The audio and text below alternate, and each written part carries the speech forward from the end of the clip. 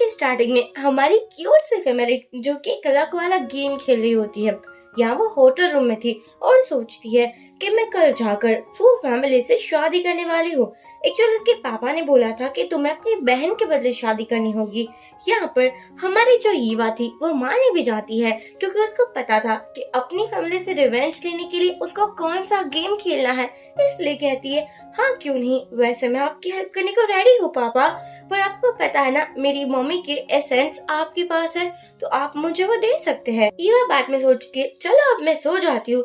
तभी उसके रूम का गेट ओपन होता है और यहाँ आता है हमारे ड्रामा का हीरो फू। एक्चुअली फू कुछ गुंडों से भाग रहा होता है, उसकी जान पर बहुत खतरा होता है, इसलिए वो इस रूम में आया था। यहाँ वो ईवा को बोलता है अपना मुंह बंद रखो, लेकिन ईवा इतनी चुलबुली लड़की थी कि मुंह कहाँ बंद रखती है। वो कहती है हस्बैंड प्लीज मुझे छोड़ दो ना, ये करना ठीक नहीं है। बाहर गुंडों को लग रहा था कि इस रूम में कोई कपल है, इसलिए चले जाते हैं। यहाँ फू सोचता है क्या बात है, इस लड़की ने मेरी हेल्प कर दी, लेकिन फू को ईवा की बॉडी पर हाफ मून का एक स्कार नजर आता है जो कि उसके चाइल्डहुड फ्रेंड की बॉडी पर भी था, इसलिए वो कहता है कि क्या तुम वो हो। ईवा सोचती है कितना कमीना है, मुझे कैसे देख रहा था, और वो उसको सुई मारकर बेहोश कर देती है। और बाद में सोचती है नो नो मैं इसे ऐसे नहीं रख सकती, बहुत बीमार है ना, तो थोड़ी बहुत तो इलाज करना होगा। हमारी ईवा एक्चुअली ट्रेडिशनल डॉक्टर थी। हमारे फू को एक ड्रीम आता है जहाँ पर एक छोटी सी क्यूट सी लड़की के साथ वो था और वो लड़की बोल रही थी कि देखो तुम मुझे छोटी मत बुलाया करो। वो लड़का बोलता है तो फिर मैं तुम्हें हाफ मून बुलाऊंगा क्योंकि तुम्हारी बॉडी पर हाफ मून वाला स्कार जो है। यहाँ फू की आंखें खोलती है। फू को समझ आ जाता है कि कल रात जिस लड़की ने उसकी हेल्प की थी वो तो उसकी चाइल्डहुड फ्रेंड थी, इसलिए वो असिस्टेंट को बोलता है जल्दी से उस लड़की के बारे में मुझे सब कुछ पता कर दो। यहाँ ईवा ने होटल की जो कैमरा की फुटेज होती है वो तो ऑलरेडी डिलीट ही कर दी थी। वो वेडिंग ड्रेस पहनकर आती है अपनी सिस्टर से मिलने के लिए। एक्चुअली उसके सिस्टर शीना की ही शादी होने वाली थी, लेकिन शीना को शादी नहीं करनी थी। फू फैमिली का जो फू था उसके बारे में बहुत रूमर्स थी, लाइक कि वो बहुत बुढ़ा दिखता है, अगली दिखता है, इवन कि उसकी बॉडी भी हेल्दी नहीं है, वो तो हर टाइम व्हीलचेयर पर रहता है, इवन के हॉस्पिटल में ही एडमिट ही भी रहता है। तो ये सब कुछ सुनने के बाद हमारी महारानी शीना ऐसे किसी मैन से थोड़ी ना शादी करेगी, इसलिए वो कहती है देखो ईवा इतना अमीर फैमिली मिला है तुझे तो देखो वहाँ अच्छे से रहना और हमारी हेल्प भी करती रहना। स्टेप मॉम भी कहती है हाँ हमारी जियांग फैमिली का कॉन्ट्रैक्ट दिलवाती रहना। ईवा भी इतनी सीधी और भोली भारी लड़की नहीं थी। वो बोलती है एक्सक्यूज मी, जैसे आपने मुझे ट्रीट किया है ना वैसे ही मैं आप लोगों को ट्रीट करूंगी, डोंट वरी, मैं आप लोगों को बहुत रिस्पेक्ट देने वाली हूँ। लेकिन रिस्पेक्ट का मतलब ईवा की नजर में कुछ और ही था। बाद में वो आ जाती है फू हाउस जो बहुत बड़ा था। एक्चुअली फू फैमिली इस सिटी की सबसे रिचेस्ट और वेल्थीएस्ट फैमिली में से एक थी, इसलिए तो जियांग फैमिली शीना के बदले अपनी सेकंड बेटी ईवा की शादी करवा देती है। ईवा घर के अंदर जाती है, ऑटोमेटिकली डोर भी क्लोज हो चुका था और अंधेरा था, ईवा को कुछ नजर भी नहीं आ रहा था। तभी वो उसके सामने आता है तो ईवा उसे पंच मार देती है और बाद में सोचती है अरे ये तो कल रात वाला ही लड़का था, यानी कि यही मेरा हस्बैंड है। कहना पड़ेगा वैसे अच्छा तो दिखता ही है। यहाँ पर बटलर आता है और बोलता है कि मैडम क्या सर का ये जो हालत है वो आपने किया है। यह बोलती है ऑफ कोर्स, अगर डर लगेगा तो मारूंगी ही ना, वैसे भी ऐसे उल्लू की तरह आने को किसने कहा था। अब क्या था, बटलर भी सोच में पड़ जाता है कि बहू रानी तो बड़ी सयानी है। यहाँ पर ईवा सोचती है नहीं नहीं मुझे रूडली बात नहीं करनी चाहिए। वो फू के पास आकर बोलती है हस्बैंड आपको कुछ ज्यादा लगी है, मैं किस कर देती हूँ, उससे आप ठीक हो जाओगे। फू कहता है स्टे अवे फ्रॉम मी, मुझे तुम्हारी कोई किस नहीं चाहिए। और वो बोलता है कि कल रात तुम होटल में थी क्या। यहाँ ईवा समझ जाती है कि फू उस पर शक कर रहा है, इसलिए वो बोलती है नहीं नहीं मैं तो कल रात अपने ही घर पर थी, यानी कि जियांग हाउस में थी। एक्चुअली फू कल रात बहुत नशे में था और उसकी हालत भी खराब थी, इसकी वजह से उसको याद नहीं था कि कल रात वाली लड़की कौन थी और ईवा उस बात का फायदा उठा लेती है और फू के साथ चिपक कर बोलती है हस्बैंड आज तो हमारी वेडिंग नाइट है ना तो हमें एंजॉय करना चाहिए, वैसे मुझे बहुत शर्म आ रही है पर कोई बात नहीं आप हो ही इतने हैंडसम। बटलर बोलता है वैसे मैडम प्लीज आप सर को आगे से इतना मत पीट डालिएगा, देखो उसकी आईज में डार्क सर्कल हो चुका है। ईवा कहती है ओके डोंट वरी, और वो यहाँ से चली जाती है। तभी फूक कॉल करता है और पूछता है कि जल्दी से पता लगाओ ये जियांग फैमिली का चक्कर क्या है और क्या होटल की सीसीटीवी फुटेज तुम्हें मिली है। असिस्टेंट बोलता है वो तो किसी ने हैक कर ली है, लेकिन मैंने एक हैकर के बारे में पता लगाया है जो तुम्हारी हेल्प कर सकता है। अगली मॉर्निंग ईवा को मैसेज आता है कि उसको पैसे मिल रहे हैं सीसीटीवी फुटेज हैक करने के बदले, पर ईवा ने ही तो ये डिलीट किया था, इसलिए वो मना कर देती है। तुरंत ही फू को कॉल आता है कि हैकर ने मना कर दिया है उसकी हेल्प करने के लिए। वो कहता है मैं बहुत सारे पैसे दूंगा, उसको बोलो मेरी हेल्प करे। ये मैसेज ईवा को आता है और ईवा सेकंड टाइम वो रिजेक्ट कर देती है। एक्चुअली ईवा को फू का जो ब्रेकफास्ट था वो बहुत अच्छा लग रहा था, लेकिन फू उसके सामने घूर कर देखता है। ईवा कहती है ठीक है ना बाबा, नहीं खा रही हूँ, रहने दे रही हूँ। या फू बातें करते हुए चला जाता है और ईवा सोचती है अब ये ब्रेकफास्ट मेरा होगा। अब हम देखते हैं ईवा एक ऑक्शन में आई थी। एक्चुअली उसकी जो ग्रैंड मॉम का मेडिकल बॉक्स था ना, वो इस ऑक्शन में सेल होने वाला था। यह ईवा मिन से मिलती है जो कि उसका पार्टनर था। एक्चुअली जितने भी ईवा के बिजनेस थे वो मिन के साथ ही मिलकर वो करती थी। यह ऑक्शन की खासियत थी, कोई भी अपना फेस नहीं दिखा रहा था, सभी के फेस पर एक मास्क था जो बहुत स्टाइलिश लग रहा था। हमारे फू को ये मेडिकल बॉक्स किसी भी हाथ में चाहिए था, जस्ट बिकॉज ये उसकी चाइल्डहुड फ्रेंड का जो था उसे पता था ये चीज, इसलिए वो बहुत बोलियां लगाता है। इतने एक्सपेंसिव प्राइस में वो खरीदने वाला था, लेकिन ईवा अपने हाथों से अपने ही ग्रैंड माँ का मेडिकल बॉक्स कैसे जाने दे सकती है। इसलिए ईवा मिन को कहती है सबसे ज्यादा हाई प्राइस लगाओ। मिन सबसे ज्यादा प्राइस लगाकर वो बॉक्स खरीद लेता है और यहाँ पर हमारे फू को शक हो रहा था कि कहीं वो यही तो लड़की नहीं है, यानी कि उसके चाइल्डहुड फ्रेंड। एक्चुअली फू को जब वो बहुत छोटा था उसको एक बंदे ने किडनैप कर लिया था और उसको विलेज साइड एरिया में छोड़ दिया था। तभी ईवा आई थी। छोटी सी ईवा बहुत क्यूट दिख रही थी और उसने फू की हेल्प की थी और इवन की उसने उसका इलाज भी किया था। ईवा ने कहा था कि वो बड़ी होकर एक ट्रेडिशनल डॉक्टर बनना चाहती है ताकि हर किसी की हेल्प कर पाए, लेकिन अभी फू और ईवा एक दूसरे को पहचान नहीं रहे क्योंकि ऑब्वियसली बात है दोनों ही बड़े जो हो चुके थे। यह असिस्टेंट बोलता है कि सर हमें पता नहीं चला कि वो मेडिकल बॉक्स किसके हाथ हो गया है, यानी कि कुछ इन्फॉर्मेशन ही नहीं मिली है। यहाँ वो बोलता है डोंट वरी, मैं जल्दी पता लगा लूंगा। तभी वो देखता है कि उसकी वाइफ तो आ रही है एक कार से और वो भी बंदे के साथ। असिस्टेंट बोलता है अरे सर ये तो आपकी वाइफ है, क्या हो चुका है, कहीं अफेयर तो नहीं चल रहा ना। वो कहता है अपना मुंह बंद रखो, वो मेरी वाइफ है। ईवा घर में आती है, नाइट ड्रेस पहनती है और वो बॉक्स खोलने की ट्राई करती है, लेकिन खुल ही नहीं रहा था। तभी ईवा को याद आता है उसकी ग्रैंड माँ ने बोला था कि एक्चुअली ये फैमिली का जो जेट की है उसी के थ्रू ये बॉक्स खुलेगा और तुम्हें इस बॉक्स को सेफ रखना होगा। ईवा को ये भी याद था कि उसका जो चाइल्डहुड फ्रेंड था जिसको वो हान कहा करती थी वही तो ये फैमिली का वारिस था और उसके पास वो जेट की भी थी। तभी ईवा देखती है कि उसके रूम में कोई आ रहा है, इसलिए बॉक्स को छुपाने लगी थी। यहाँ पर फू आता है और कहता है माय डियर वाइफी, तुम मुझसे क्या छुपाने की ट्राई कर रही हो। ईवा बहुत प्यार से बोलती है ओफो हबी, मैं कुछ भी नहीं छुपा रही ना, वैसे मेरा प्यार छुपा हुआ है जो तुम्हें नजर ही नहीं आ रहा है। देखो मैं कितनी क्यूट और प्रिटी दिखती हूँ, लेकिन तुम तो मेरे सामने दिखते ही नहीं हो ना, ये बहुत गलत चीज है। वो कहता है अच्छा तो आज हम सभी हदें पार कर देते ना, आज हम एक ही रूम पर रहते हैं और नाइट भी स्पेंड करते हैं, वैसे तुम मेरी ब्राइड जो हो। एक्चुअली फू को लगा था कि वो ईवा के क्लोज जाएगा और उसकी शोल्डर पर वो मार्क देख लेगा और उसे कंफर्म हो जाएगा कि ये उसके चाइल्डहुड फ्रेंड है या नहीं, लेकिन मार्क तो था नहीं। एक्चुअली ईवा ने वो फाउंडेशन के थ्रू छुपा दिया था। ईवा सोचती है ये हुई ना दिमाग वाली बात, बाद में फू को किस करने वाली थी, लेकिन फू सोचता है नो नो मैं ऐसे किसी को नहीं करने दूंगा और वो हट जाता है। वो यहाँ अपने रूम में आता है और एक इंसिडेंट के बारे में सोचता है। एक्चुअली जब वो छोटा था कोई उसे मारना चाहता था, पर यहाँ पर उसके ड्राइवर अंकल ने फू को तो बचा लिया था और यहाँ उसके ड्राइवर अंकल की डेथ हो चुकी थी। उसके बाद ग्रैंड माँ ने किसी को भी नहीं कहा था कि फू सही सलामत है। यहाँ यही अफवाह फैली हुई थी कि फू फैमिली का फू बिल्कुल भी स्टेबल नहीं है, उसकी मेंटल हेल्थ और फिजिकल हेल्थ दोनों ही बिगड़ी हुई है, इवन कि वो अच्छा भी नहीं दिखता। ग्रैंडमा ने ये न्यूज इसलिए फैलाई थी क्योंकि वो फू को सेफ देखना चाहती थी।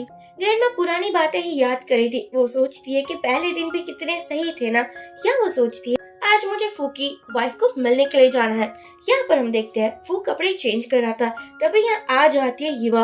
वो सोचती है हाय ओ रब्बा, यानी कि कितना ही हैंडसम दिखता है, ओ माय गॉड इसके मसल्स, इसके सिक्स पैक्स, मुझे पता नहीं था मेरा हस्बैंड इतना ज्यादा हॉट दिखता है, यानी कि क्या ही कहना, इसकी बॉडी का तो क्या ही कहना। और वो बिल्कुल ललचाई नजरों से अपने हस्बैंड की बॉडी को देख रही थी।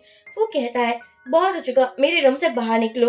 तभी यहाँ ग्रैंड आ जाती है और ये नजारा देखकर अपने पोते फू पर बहुत गुस्सा दिखाती है और कहती है, ये क्या बदतमीजी कर रहे हो तुम? मेरी बहू को तुम कैसे बाहर निकाल सकते हो? ये तुम्हारा नहीं लेकिन युवा का भी रूम है, क्योंकि वो तो अपने स्टिक से फू को मारती भी है।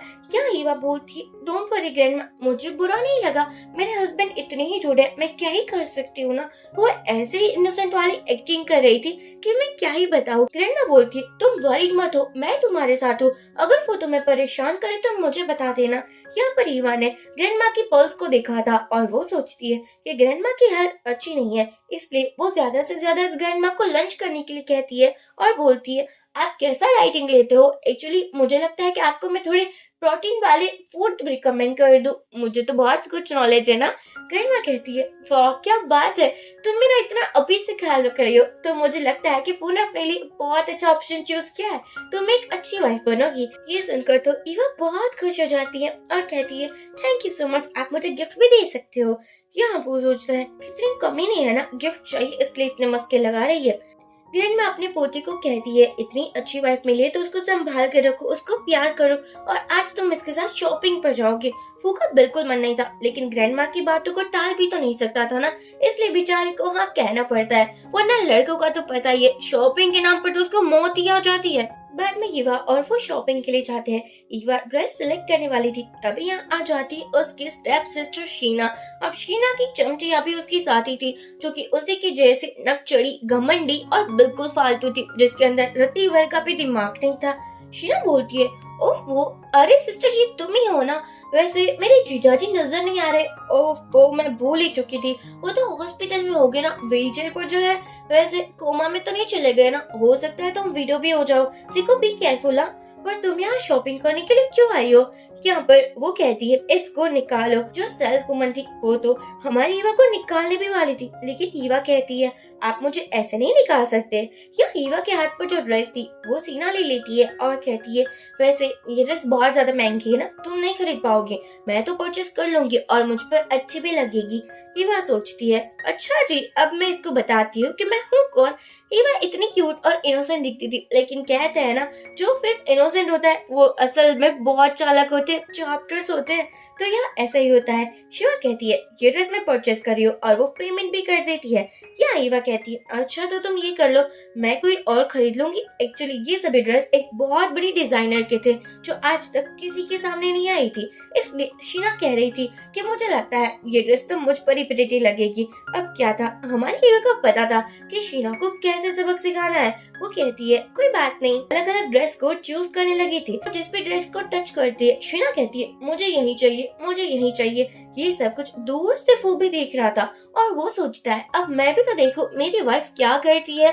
अब हम देखते हैं कि शीना के पास इतने पैसे तो थे नहीं, क्योंकि ऑब्वियसली बात थी, ड्रेस इतने सारे थे और एक्सपेंसिव भी थी। वो अपनी फ्रेंड से बोलती है कि चलो हेल्प कर दो मेरी, लेकिन शीना की सभी फ्रेंड्स भी शीना के जैसे ही फालतू और गवार थी, इसलिए वो सभी लोग कहते हैं हम तो हेल्प नहीं कर सकते। फिर शीना इतराते हुए बोलती है, हाँ हाँ मैं ये ड्रेस नहीं ले सकती क्योंकि ये बहुत ओल्ड है। ये सब कुछ देखकर असिस्टेंट कहता है, बॉस आपकी वाइफ कमाल की है, मुझे लगता है कि आपके लिए परफेक्ट वाइफ है ये। हमारा व्हील चेयर पर आराम से बैठते हुए एंजॉय कर रहा था।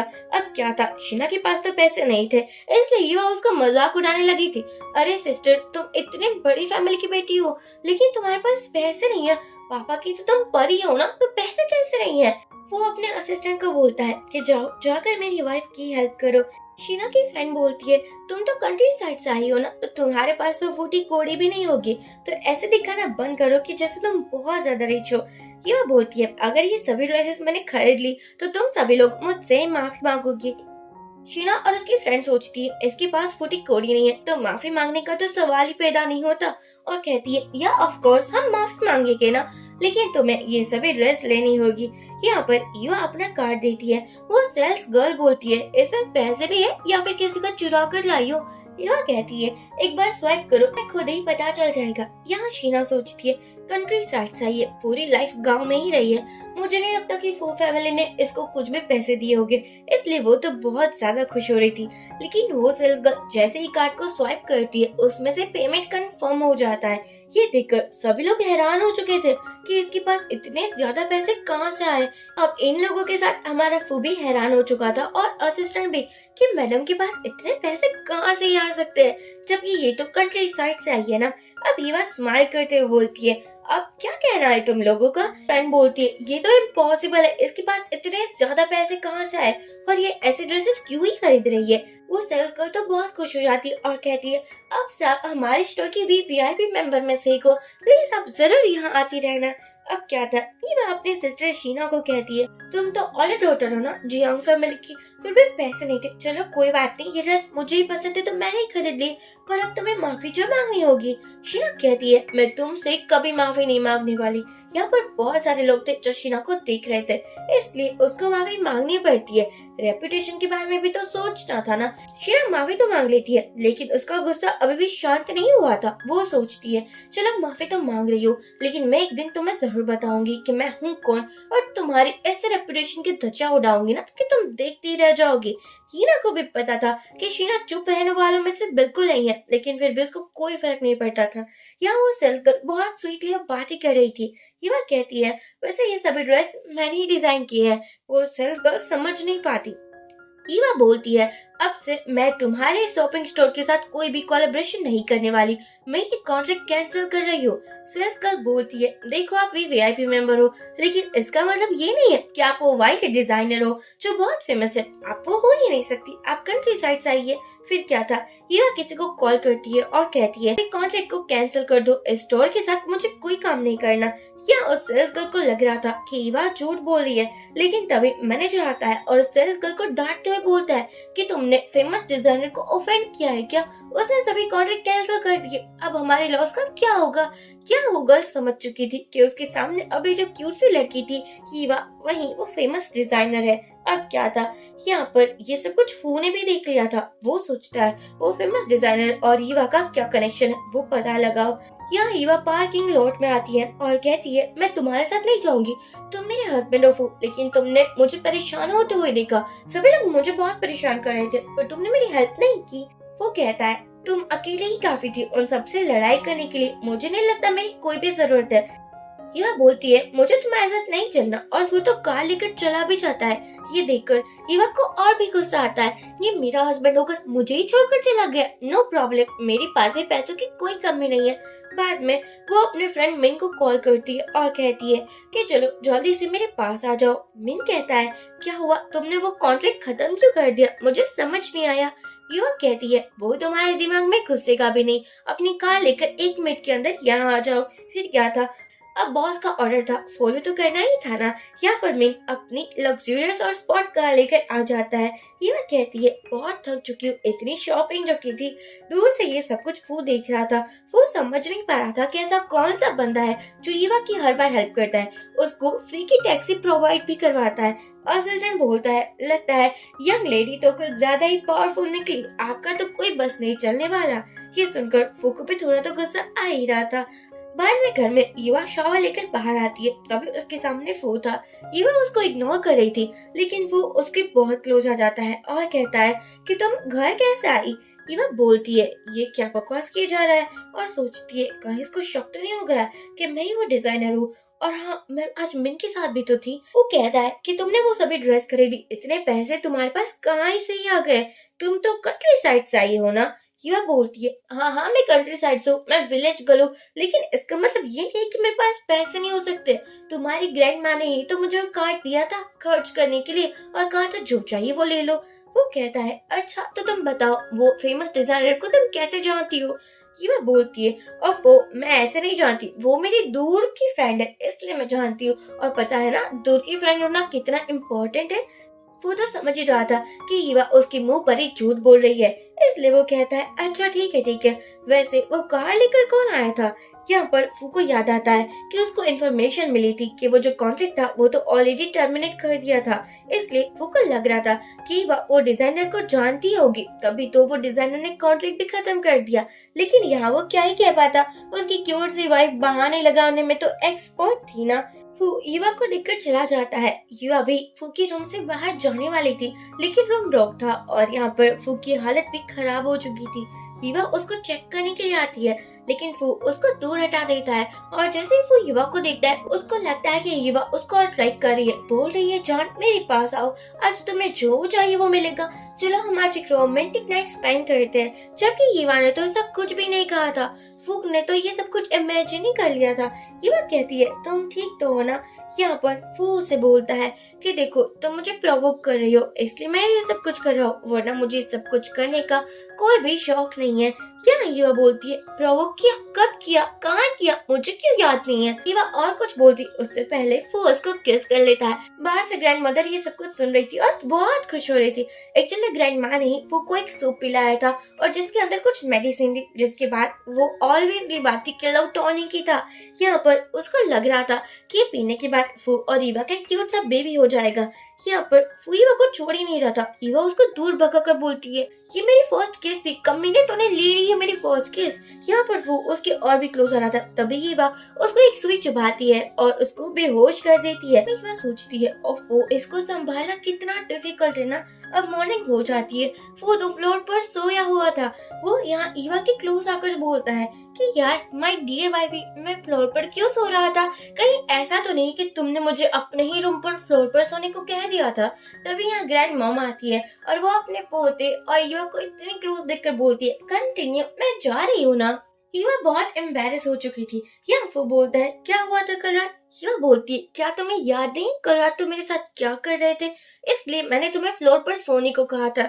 यहाँ फू को थोड़ा थोड़ा याद तो आ ही चुका था, लेकिन उसको ये भी याद था कि ईवा ने उसको एक नीडल चुभाई थी। वो सोचता है उस होटल वाली लड़की ने भी तो सेम टू सेम मूव किया था, कहीं ऐसा तो नहीं ये वही लड़की है, यानी कि मेरी चाइल्डहुड फ्रेंड। अब क्या था, वो दोबारा असिस्टेंट को कॉल करता है और कहता है जल्दी से पता लगाओ वो लड़की कहाँ है, यानी कि वो होटल वाली लड़की, मुझे उसके बारे में जानना है। फर्स्ट टेबल पर ग्रैंड माँ हमारी ईवा को बहुत स्पेशल ट्रीटमेंट दे रही थी और कह रही थी कि तुम्हें और भी खाना चाहिए, तुम्हें बेबी करना है ना, तो वो फ्यूचर प्लानिंग के लिए तुम्हें और भी प्रोटीन लेना चाहिए। ईवा सोचती है ये फैमिली कितनी अजीब है और अपने पेन के से कैरेट निकालने लगी थी। फू को भी याद था कि जो बचपन वाली उसकी फ्रेंड थी ना, उसको भी कैरेट्स बिल्कुल पसंद नहीं था। अब तो फू को बहुत डाउट हो रहा था कि कहीं ये वही लड़की तो नहीं है, यानी कि उसकी चाइल्डहुड स्वीटहार्ट। ग्रैंडमा बोलती है क्या हो चुका है, आज पार्टी है तो रेडी हो जाओ। फू फैमिली का एक बैंक्वेट चल रहा होता है जहाँ पर फू के साथ ये अभी बन ठन कर आती है। इस पार्टी में शीना भी आई हुई थी जिसकी तबीयत थोड़ी ठीक नहीं लग रही थी और ऑलवेजली बात थी ये भी तो हीना की वजह से हो रहा होगा ना। यहाँ जैसे ही वो लोग हीवा को देखते हैं वो सोचते हैं ये यहाँ क्या कर रही है। हीना कहती है अरे सिस्टर तुम ठीक लग रही हो, वैसे कोई बात नहीं, तुम्हें ठीक ही रहना चाहिए। शीना कहती है तुम इस पार्टी में क्या कर रही हो, वैसे तुम्हारा हस्बैंड नहीं दिख रहा, क्या वो व्हीलचेयर पर आएगा या फिर वो अभी भी हॉस्पिटल में है, वैसे उसका फेस देखकर मैं डर तो नहीं जाऊंगी ना, सुना है बहुत अगली दिखता है। यहाँ वो ईवा को थप्पड़ भी मारने वाली थी लेकिन वो उसका हाथ पकड़ लेता है।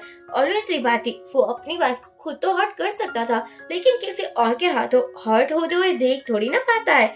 यह बंदा प्रोटेक्टिव था। अब क्या था ये देखकर ईवा को भी ब्लश करना ही पड़ता है। अब फू को देखकर सभी लोग सोचने लगे थे यार ये कितना हैंडसम है और इसकी बॉडी, इसका फिगर कितना अच्छा है ना। इवन कि हमारे शीना भी फू की बॉडी को ही स्कैन किए जा रही थी। यहाँ हीरा को तो हंसी आ जाती है कि उसका हस्बैंड ना होकर ये लोग तो उसे कॉल बॉय ही समझ बैठे हैं। फ्रेंड बोलती है तुम कौन हो, तुम फू फैमिली की पार्टी में क्या कर रहे हो। ईवा कहती है इसको रिस्पेक्ट के साथ बुलाओ, ये मेरा हस्बैंड है। अब क्या था सभी लोग उसके बारे में बातें करने लगे थे क्योंकि न्यूज तो यही फैली थी ना कि फू फैमिली का फू जिसकी हेल्थ बिल्कुल ठीक नहीं है और इतना भयानक फेस है कि मैं क्या ही बताऊं। यहाँ शीना कहती है झूठ बोलना बंद करो, मुझे अच्छे से पता है कि ये तो फू फैमिली का फू हो ही नहीं सकता। ये सुनकर फू सोचता है अरे यार मैं क्यों नहीं हो सकता, मुझ में क्या कमी है। यहाँ शीना कहती है वैसे मुझे तुम पसंद आए, मुझे अच्छे से पता है ईवा ने तुम्हें पैसे देकर यहाँ एक्टिंग करने को बोला होगा ना। ईवा कहती है मैं अभी भी कह रही हूँ संभल जाओ, ये कोई कॉल बॉय नहीं है लेकिन मेरा हस्बैंड है। पर शीना अपनी बात पर अड़ी रहती है, इतनी बुद्धू इतनी बेवकूफ थी, कहाँ ही किसी के सुनने वालों में से थी। वो ईवा को बोलता है क्या मैं इतना हैंडसम दिखता हूँ। ईवा कहती है अरे यार तुझे पता नहीं है क्या, तुम बहुत हैंडसम दिखते हो, एकदम चार्मिंग टाइप के बंदे। यहाँ शीना फू को टच करते हुए बोलती है कि देखो मैं तुम्हें ज्यादा पैसे दूंगी अगर तुम मेरे साथ आ जाओ, तो आज हम वन नाइट स्टैंड भी कर सकते हैं। लेकिन फू ने तो शीना को धक्का ही दे दिया था। अब बंदा ऐसा था कि वाइफ के अलावा कोई टच भी ना करे। अरे यार, ऐसे बंदे आजकल कहाँ ही मिलते हैं। यह शीना कहती है कि तुम्हारी हिम्मत कैसे हुई, तुमने मुझे धक्का मार कैसे दिया। फू का मुंह अभी भी बहुत ब्लैंक था, यानी कि उसके फेस पर कोई भी एक्सप्रेशन नहीं था। अब यहाँ पर तो शीना की फ्रेंड भी कहने लगी थी, ये जियांग फैमिली की बड़ी बेटी है, पता है इसके हाथ में कितना पावर है, तुम एक मामूल से कॉल बॉय हो। यह शीना कहती है, चलो जल्दी से माफी मांगो, अगर नी डाउन होकर माफी मांगोगे ना तो मैं तुम्हें छोड़ दूंगी। ईवा को तो हंसी आ रही थी और वो सोचती है, अब हुई ना बात, पार्टी नहीं, यहाँ तो कलेश चल रहा है और मैं मजे भी कर रही हूँ। वो कहती है, माय डियर शीना सिस्टर, मैं अभी भी कह रही हूँ संभल जाओ, ऐसा ना हो कि तुम्हें घुटने के बल माफी मांगने पर मजबूर हो जाओ। शीना कहती है, और वो भी बड़ी एटीट्यूड में, मैं और इस कॉल बॉय से माफी मांगूंगी, हो ही नहीं सकता। वैसे तुमने इसको कितने पैसों में खरीदा है, आज के लिए खरीदा है या पूरे लाइफ टाइम के लिए? वैसे भी तुम्हारा हस्बैंड तो हॉस्पिटल में होगा ना, इतना गंदा फेस है कि तुम तो उसको देख भी नहीं पाती होगी।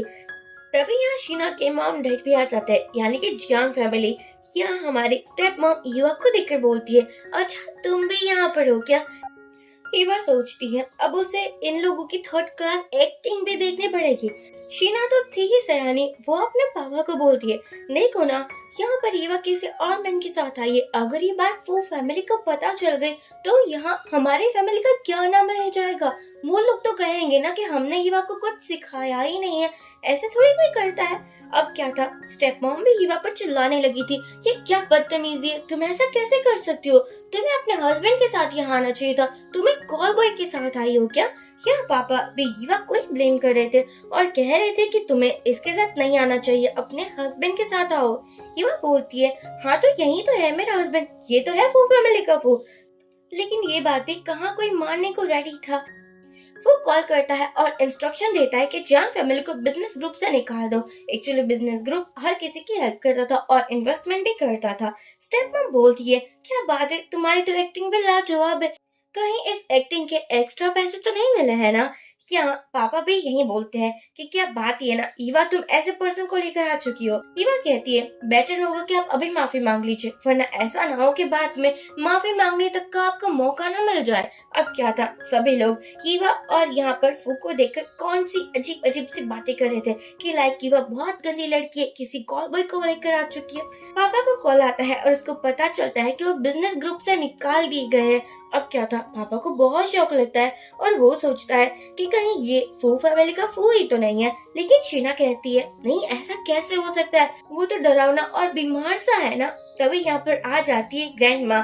ग्रैंड माँ को देखकर फिर से ये लोग कहने लगे थे कि देखो ईवा को माफ कर देना, वो फू के बदले किसी और कोई पार्टी पर लेकर आ चुकी है, अब हमारा इसके साथ कोई रिलेशन नहीं है, हमने इसे संस्कार ऐसे बिल्कुल भी नहीं दिया है। यहाँ पर स्टेप मॉम कहती है कि पता नहीं ये ऐसा क्यों ही करती रहती है, हमारा नाम ही डुबाती रहती है। अब यहाँ पर सभी लोग इसी बारे में बातें करने लगे थे ना। यहाँ अपने फ्रेंड को इशारा करती है, फ्रेंड बोलती है कि ये तो कॉल बॉय है, देखो मिसेस फू आप हम सभी को माफ कर दीजिए, हमारा कोई इंटेंशन नहीं था आपकी इंसल्ट करने का। लेकिन यहाँ ग्रैंड माँ को भी हंसी आ रही थी कि मेरे पोते को ही ऐसा क्यों कह रहे हैं। अब ग्रैंड माँ बोलती है कि ये और कोई नहीं लेकिन मेरा पोता है, यानी कि फू फैमिली का फू है, फू फैमिली का वारिस है, आप सभी को पता चल चुका है ना।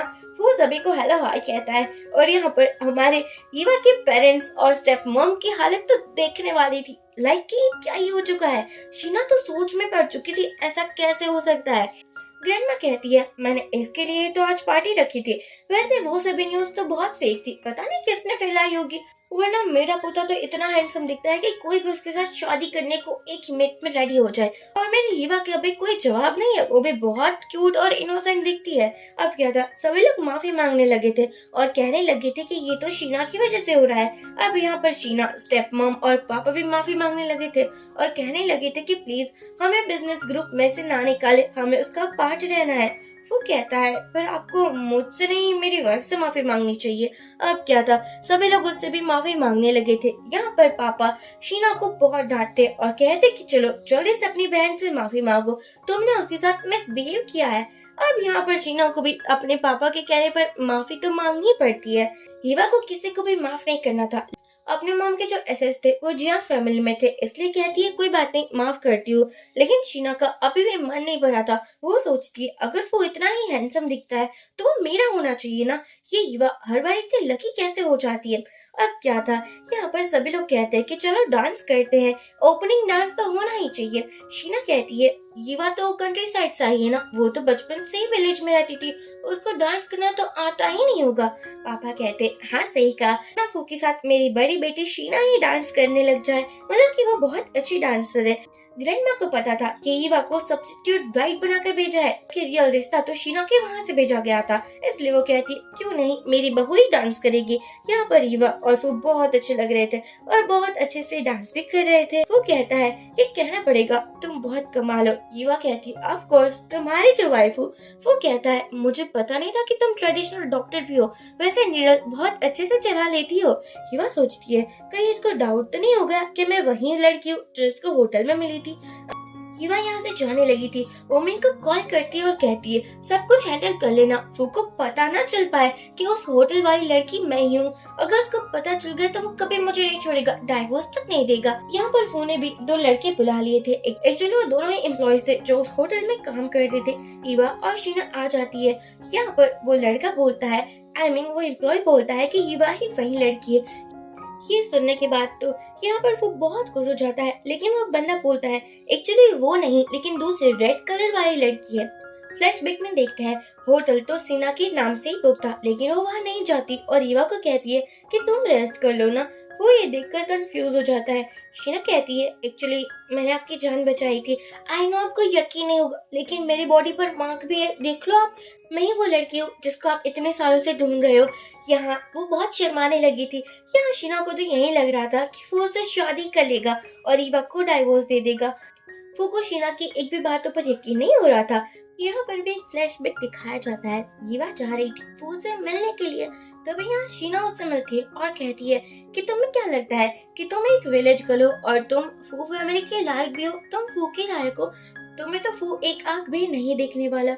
ईवा सोचती है ये अच्छा मौका है, शीना को क्यों ना बेवकूफी बना दिया जाए। शीना कहती है जल्द से जल्द तुम फू से डाइवोर्स ले लो, उसकी शादी तो मुझसे ही होगी, मैं ही मिसेस फू बनूंगी। ईवा कहती है हाँ मुझे भी यही लगता है, तुम ही फू के लायक हो, तो क्यों ना मैं तुम्हें जो कहती जाऊँ तुम वैसा ही करते जाओ, अगर तुमने ऐसा किया तो हो सकता है कि फू तुमसे शादी कर लेगा। शीना कहती है लेकिन तुम मेरी हेल्प क्यों कर रहे हो, मुझे लगता है कि इसके पीछे भी तुम्हारा कोई मकसद को छुपा ही होगा। ईवा कहती है मैं तो क्या ही करूंगी। ईवा बोलती है देखो मुझे अपनी मॉम की सभी प्रॉपर्टी और सब कुछ चाहिए ना, इसलिए तुम्हारी अब तो करनी ही होगी ना।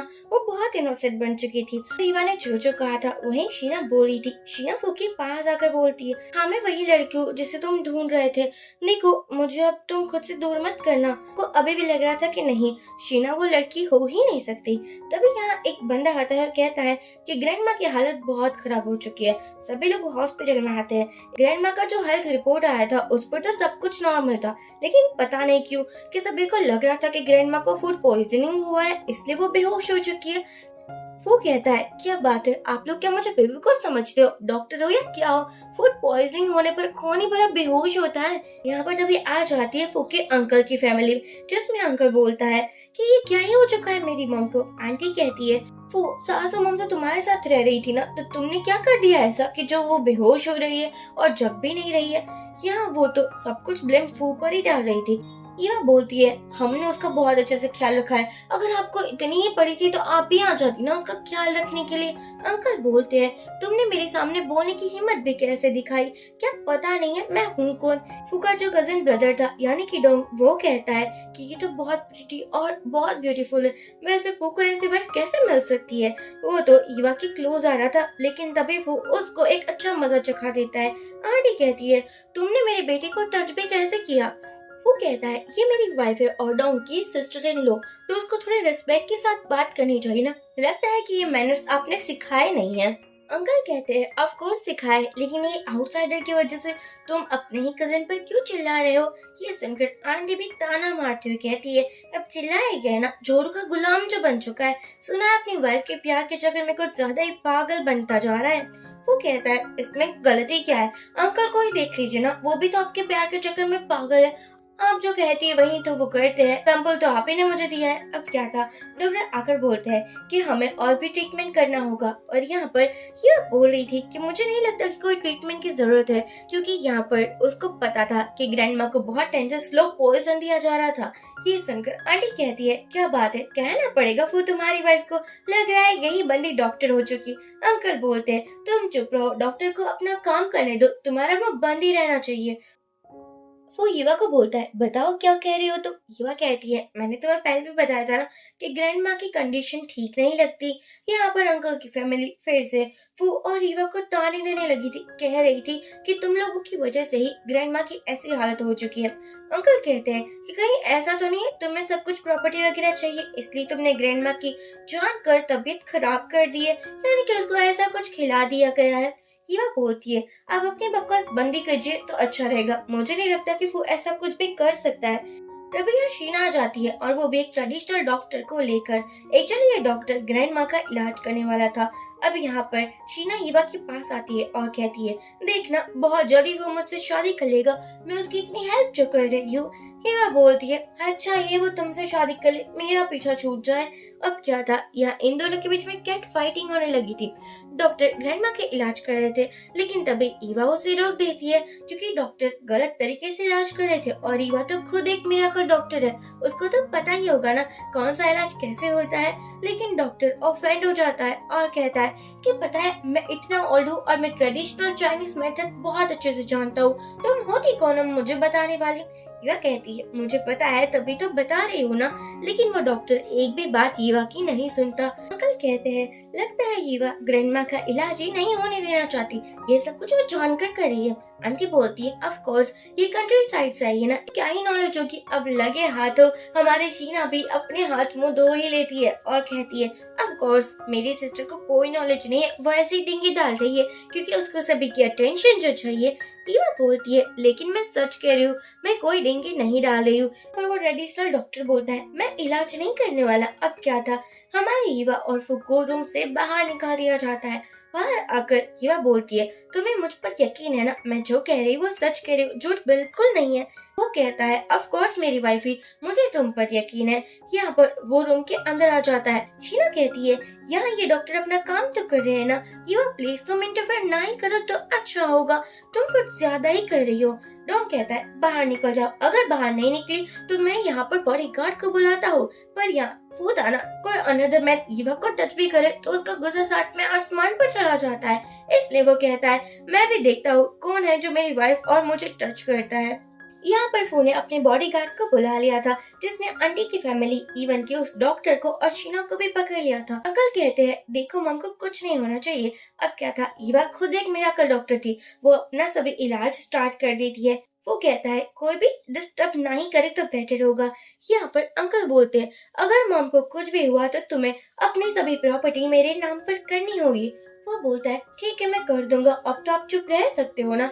आंटी अंकल अब चुप हो जाते हैं। जो ट्रेडिशनल डॉक्टर था यानी कि वो ओल्ड मैन, वो कहता है, गलती मेरी ही थी, आपने तो कोई गलती नहीं की है, यानी कि आपने जो मेथड यूज किया है वही मुझे करना था। शीना सोचती है, ये सब कुछ ईवा को कैसे आता होगा, कहीं ये मिराकल डॉक्टर तो नहीं है।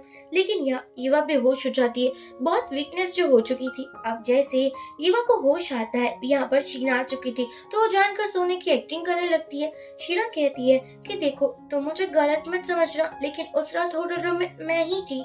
मुझे लगता है कि मैंने तुम्हारी जो हेल्प की, तुम्हारी जान बचाई है, उसके बदले तुम्हें मुझसे शादी कर लेनी चाहिए। मैं तो तुम्हारी फैमिली के स्टैंडर्ड के मुताबिक अच्छी भी तो हो ना। या वो कहता है, अच्छा तो मैं अपनी वाइफ ईवा को डाइवोर्स दूं और तुमसे दोबारा शादी करूं। शीना बोलती, हाँ मैं यही कह रही हूँ, वैसे मुझे ग्रैंड वेडिंग चाहिए। वो कहता है, तुमने मेरी जान बचाई है, लेकिन इसका मतलब ये नहीं है कि मैं अंधा हो जाऊंगा। मैं अपनी वाइफ को कभी नहीं छोड़ूंगा, वो तुमसे काफी अच्छी है, और वैसे भी तुम हो ही क्या, तुम तो किसी भी लड़के को अपना दिल दे बैठती हो ना, तो इससे बेटर मेरी वाइफ ही है। शीना मुंह फुलाकर चली जाती है। वो कहता है अब तुम जग सकते हो, ऐसे एक्टिंग मत करो सोने की। ईवा बोलती है मुझे लगा तुम लोगों को डिस्टर्ब ना करूं। तभी वो ओल्ड मैन आ जाता है और कहता है कि तुम मिरेकल डॉक्टर हो ना, देखो मुझे माफ कर देना, पता नहीं था कि तुम इतनी टैलेंटेड हो। छोटी हो लेकिन तुम्हारा क्या ही कहना, पूरे चाइना में तुम्हारे चर्च है। और कि वो तो बहुत गिल्टी फील करता है, ये सब कुछ वो नोटिस कर रहा था। फूको तो ऑलरेडी पता ही चल चुका था कि उसकी वाइफ कोई नॉर्मल विलेज गर्ल नहीं है, इवन की वो तो मिरेकल डॉक्टर है। यहाँ पर ईवा बोलती चलो मैंने तुमको माफ किया। अब क्या था, यहाँ पर हमारी शीना अपने घर पर आती है। उसके पापा बहुत खुश हो रहे थे कि आज तो तुमने जमाई राजा का दिल खुशी कर दिया होगा ना अपने स्किल्स से। शीना बोलती है अगर उसने सब बिगाड़ दिया, कुछ प्लान सक्सेसफुल नहीं हुआ। स्टेप मॉम बोलती है लेकिन मेरे पास एक और भी अच्छा आइडिया है। ये सुनने के बाद सभी हैप्पी हो जाते हैं। अब यहाँ पर ईवा घर पर आती, वो सोने ही वाली थी, तभी उनके पापा का कॉल आता है जो कहते हैं कि कल जमाई राजा को लेकर घर पर आ जाना, तुम्हारी शादी हो चुकी है। उसके बाद वो अब मेरे घर पर ही नहीं आए है ना, तो मुझे भी थोड़ा सेवा करने का मौका मिलना चाहिए। तभी यहाँ पर आ जाता है फू को देखकर ईवा कहती है तुम यहाँ क्या कर रहे हो। वो कहता है एक्चुअली हम कपल है ना, तो हमें एक ही रूम पर सोना चाहिए। ईवा का तो फेस इतना रेड हो चुका था कि मैं क्या ही बताऊं। अगले दिन ईवा और फू दोनों ही जाते हैं ईवा के पेरेंट्स के घर पर। यहाँ पर ईवा कहती है वो लोगों की एक्टिंग देखकर ना तुम्हें नींद ही आ जाएगी, इसलिए कंट्रोल करना अपनी हंसी को। वो कहता है तुम मेरे साथ हो तो मुझे क्या ही डरना है। शीना फू को एक टी का कप दे रही थी, लेकिन वो कप ईवा ही ले लेती है और पीने के बाद बोलती है मेरे हस्बैंड से दूर रहना। तभी पापा कहते हैं ईवा मुझे तुमसे कुछ बात करनी है। उसे कुछ बात नहीं करनी थी, लेकिन ईवा यहाँ बेहोश हो जाती है। वो समझ जाती है कि वो फंस चुकी है अपने ही पापा के प्लान पर। यहाँ दूसरी तरफ शीना जो कि फू को पटाने की हर ट्राई कर रही थी, वो उसकी क्लोज भी आती है और कहती है तुम्हें कुछ चाहिए क्या। लेकिन फू कहता है मुझे कुछ नहीं चाहिए। वो नीचे आता है जहाँ उसे अपनी वाइफ कहीं नजर नहीं आती। वो शीना को डरा कर बोलता है बताओ मेरी वाइफ कहाँ है। अब दूसरी तरफ हम एक होटल रूम में देखते हैं जहाँ पर हमारे ईवा को लाया गया था। पापा का एक प्रोजेक्ट होने वाला था। स्टेप मॉम ने शीना के बदले ईवा को उस रूम में भेज दिया था। स्टेप मॉम कहती है अब तो वो ईवा से डाइवोर्स भी करेगा और शीना से शादी भी करेगा। लेकिन यहाँ ईवा बेहोश नहीं हुई थी, वो तो उस बंदे को बेहोश कर बोलती है मैं अब दिखाती हूँ तुम लोगों को मुझसे पंगा लेने का क्या नतीजा होता है। बाहर पापा और स्टेप मॉम को ज्यादा ही खुश हो रहे थे, तभी ईवा आती है, इन दोनों को बेहोश कर देती है और मिस्टर था उसके साथ स्टेप मॉम और पापा को भी सुला देती है और कहती है ये न्यूज तो कल की हॉट टॉपिक बनने वाली है। सभी रिपोर्टर्स को भी कॉल कर ही देती है। पर बाद में ईवा की हालत भी ठीक नहीं थी, वो बेहोश होने वाली थी। तभी यहाँ फू से बचाने के लिए आ जाता है, वो उसको एक अलग रूम में लेकर जाता है और यहाँ पर ईवा फू के साथ रोमांस करना चाहती थी। वो कहता है तुम्हें पता भी है मैं हूँ कौन। ईवा कहती है ऑफ कोर्स पता है, तुम मेरे हस्बैंड हो। अब यहाँ फू था तो लड़का ना कब तक खुद पर कंट्रोल करेगा। ये लोग नाइट स्पेंड करते। फू को पता चल चुका था कि ईवा ही उसकी चाइल्डहुड फ्रेंड है। ईवा के बॉडी पर जो मार्क था वो फू ने देख लिया था। ईवा को जैसे ही होश आता है वो कहती है तुम यहाँ क्या कर रहे हो और ये मैंने कपड़े क्यों नहीं पहने हैं। वो कहता है क्या कल रात का तुम्हें कुछ भी याद नहीं है, जो भी किया था वो तुमने ही तो किया था। मैं तो जेंटल होने को कह भी रहा था लेकिन तुम मानी तो नहीं रही थी। ये सुनने के बाद ईवा ब्लश करने लगी थी। वो कहता है कि अब तो तुम मुझसे अलग नहीं हो सकती। ईवा कहती है मुझे डाइवोर्स चाहिए। वो कहता है लगता है कल रात में तुम्हें मजा नहीं आया तो आज मॉर्निंग रोमांस भी हो ही जाए। अब क्या था, हमारी ईवा की हालत खराब हो चुकी थी। वो कहता है अब तो तुम सेटिस्फाई हो ना। ईवा बोलती है क्या ही कहना तुम्हारा। अब यहाँ पर दूसरे रूम में हम देखते हैं मॉम डैड की तो न्यूज ही छप चुकी थी। ईवा के पास आकर बोलते हैं ये सब कुछ तुमने किया है ना। वो कहता है मेरी वाइफ ने तो कुछ भी नहीं किया। अब यहाँ ये दोनों जा रहे थे, बहुत सारी कार उसका पीछा कर रही थी। तभी पता चलता है कि ब्रेक भी फेल है।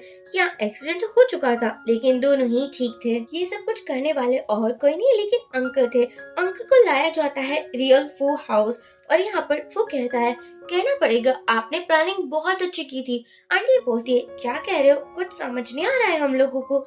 यहाँ पर फू के पास सभी एविडेंस था। ये प्रूफ होता था कि जो एक्सीडेंट हुआ था बचपन में फू का, वो भी अंकल ने करवाया था और इवन के ग्रैंड माँ को जो स्लो पॉइजन दिया गया था वो भी अंकल का ही प्लान था।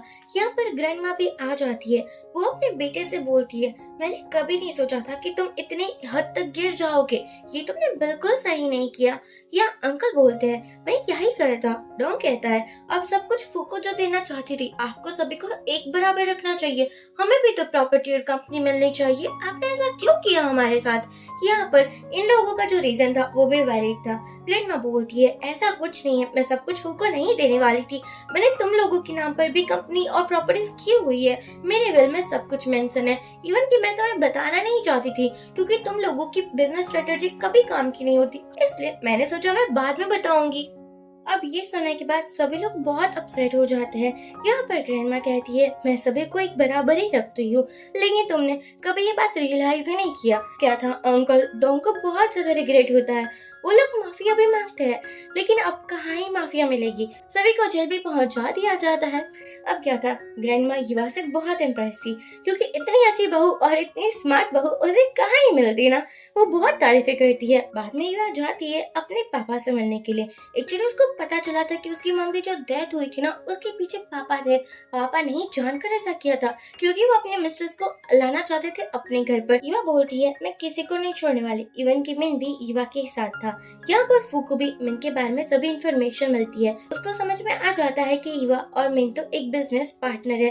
अब क्या था, उसे सब कुछ पता चल जाता है। यहाँ दिखाया जाता है ये फैमिली के ओल्ड मैन को, जिसको वो मेडिकल बॉक्स किसी भी हालत में चाहिए था। ईवा घर पर आती है और अपने हस्बैंड को हक कर लेती है। वो कहता है, कुछ हुआ है क्या? ईवा कहती है, कुछ भी नहीं हुआ, एक्चुअली मैं अपसेट हूँ। बाद में ये दोनों ही ईवा की मॉम से मिलने के लिए जाते हैं और बहुत खुश नजर आ रहे थे। ईवा को कॉल आता है, पता चलता है कि मिन को तो ये फैमिली के ओल्ड मैन ने पकड़ लिया है। ओल्ड मैन बोलता है, वो मेडिकल बॉक्स लेकर आओ, तभी मैं तुम्हारे इस फ्रेंड को छोड़ने वाला हूँ। ईवा को याद था उसकी ग्रैंड माँ की जो कंडीशन थी वो ये फैमिली की वजह से ही हुई थी।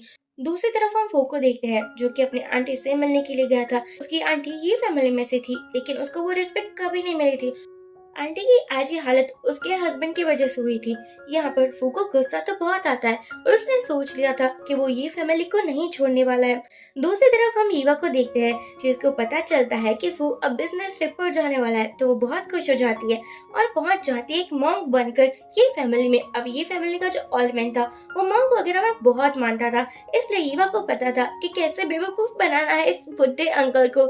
ईवा कहती है, ऑफ कोर्स मुझे लगता है कि आपके पूर्वज आप पर बहुत आशीर्वाद बरसाने वाले हैं, उसके लिए एक पूजा करना होगा। यहाँ पर वो ऑलमैन मान जाता है और कहता है कि मैं पूजा के लिए रेडी हूँ। लेकिन पूजा के बहाने ईवा अपने फ्रेंड मीन तक पहुँच चुकी थी और उसके साथ भागने वाली थी, लेकिन तभी वो ऑलमैन आ जाता है और ईवा पकड़ी जाती है।